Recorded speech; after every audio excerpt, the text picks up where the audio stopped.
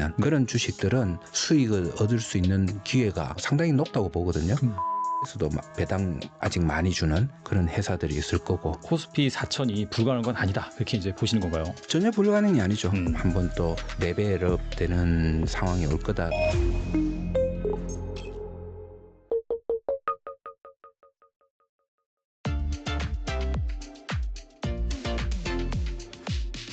그리고 뭐 다른 섹터 뭐 기업들 질문 드려보면은 한미 정상회담에서 이제 마스가 프로젝트가 언급되면서 조선주들이 부각을 받고 있어요. 근데 사실 네. 조선주 보면은 옛날에는 정말 옛날에 한 2006년도 7년도 이때 최고의 성장주였다가 네. 그 뒤로는 정말 그 장기간 네. 한 15년 뭐 16년 동안 부진했고 네. 뭐 PBR도 뭐 1배도 안 됐었고 막 그러다가 최근에 다시 또 엄청난 성장주로 이제 각광을 받고 있는데 조선주 같은 기업들은 어떻게 보세요? 사실 조선주나 뭐 최근에 방산주라든지 이런 것들은 과거에 가격이 조선주 이래 드디어 몰락해서 가치 투자자의 입장에서는 그렇죠. 네.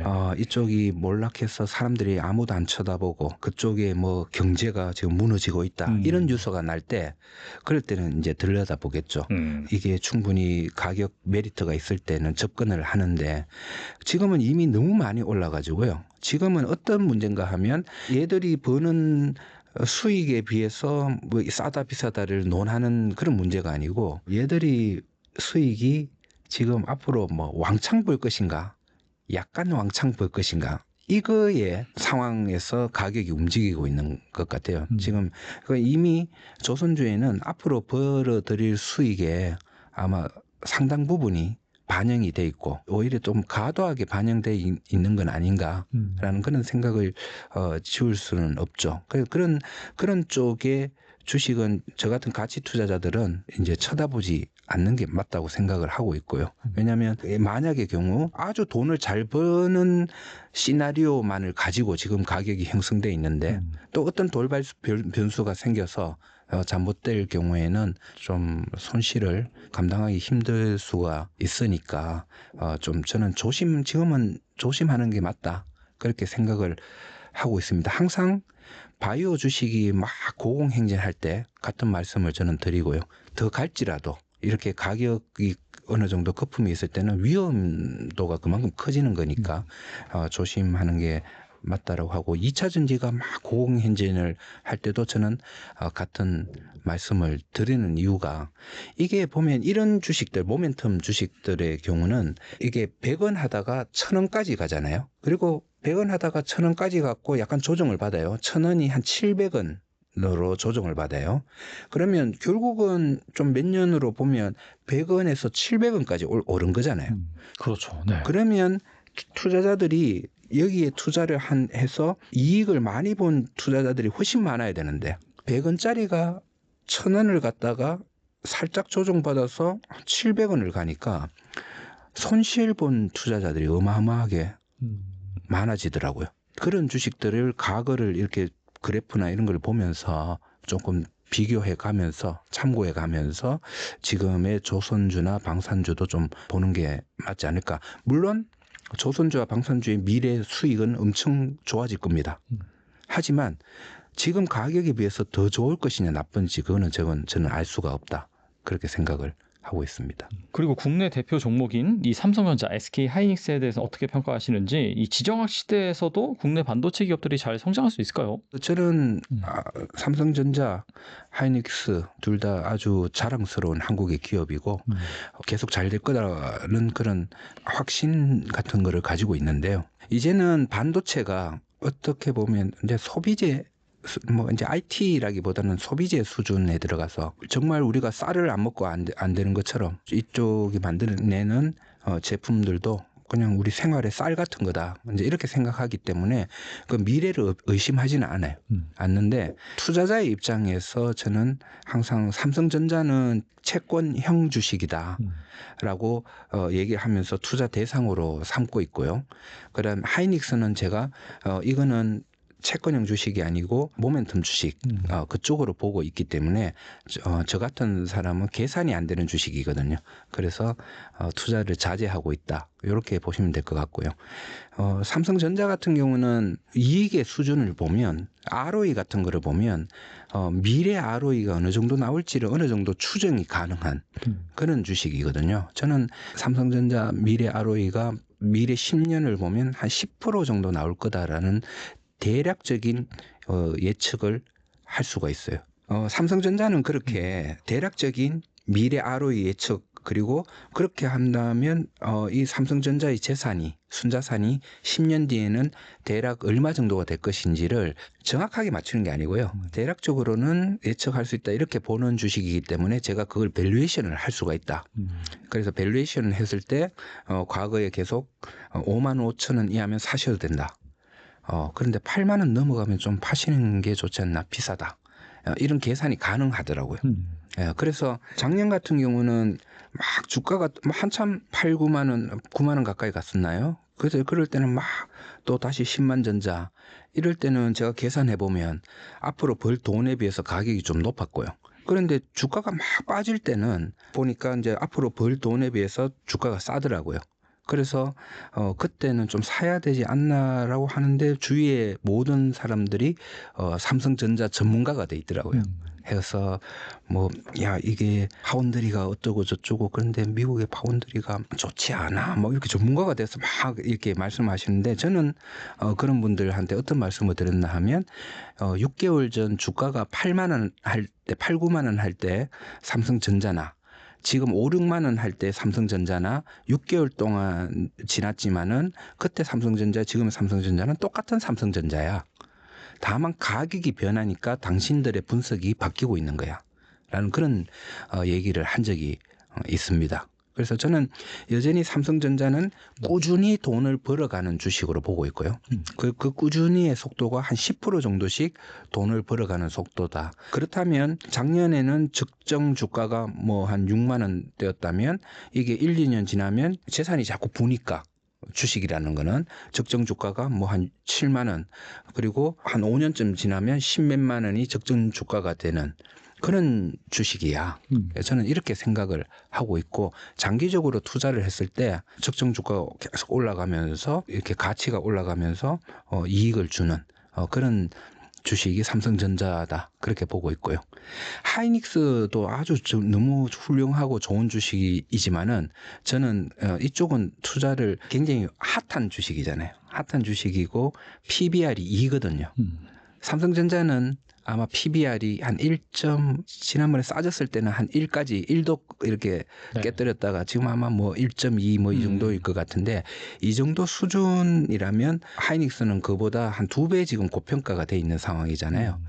그런 상황인데 PBR이 과거 수익률이 꾸준하게 해서 미래 예측이 가능한 상황에서 이 정도 가격이면 뭐 싸다 비싸다 판단을 할 수가 있는데 사실 하이닉스는 반도체의 경기에 대해서 수익의 방향성이 왔다 갔다 하잖아요.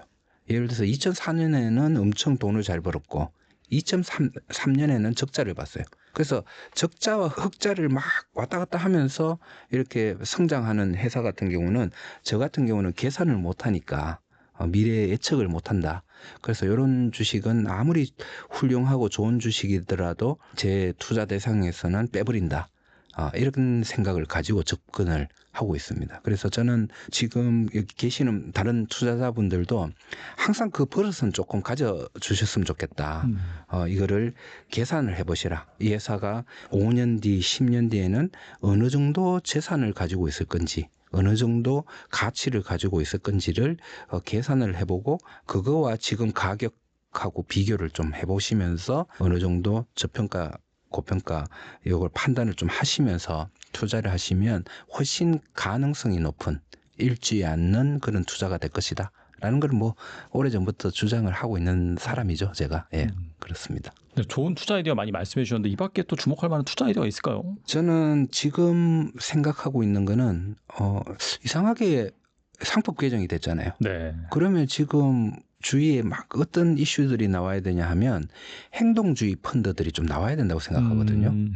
지금 이제 고쳐지는 상법에는 지금 맞지 않는 제대로 되지 않은 기업들이 우리나라에 너무 많으니까 여전히 뭐 돈은 잘 버는데 이 대주주가 자꾸 이상한 짓을 해서 소액주주들한테 외면받고 있는 그런 주식들은 저는 행동주의 펀드들이 만들어져서 그런 기업들의 지분을 좀 사들이면서 수익을 얻을 수 있는 기회가 상당히 높다고 보거든요.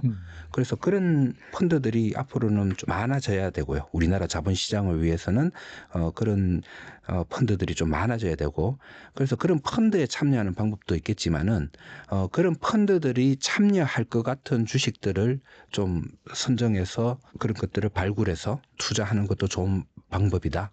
뭐 그런 생각입니다. 그래서 회사가 다 좋은데 돈도 잘 벌고 다 좋은데 대주주가 너무 좀 이상한 대주주다 하는 그런 쪽을 좀 미리 선점해서 투자하는 것도 좋은 아이디어가 아닐까 생각합니다. 결과적으로는 그 가지고 있는 자산이나 가치 대비 좀 싼 뭐 자산주라든지 뭐 현금 그렇죠. 많은데 소액주주들한테 외면받고 있기 때문에 가격이 굉장히 싸겠죠.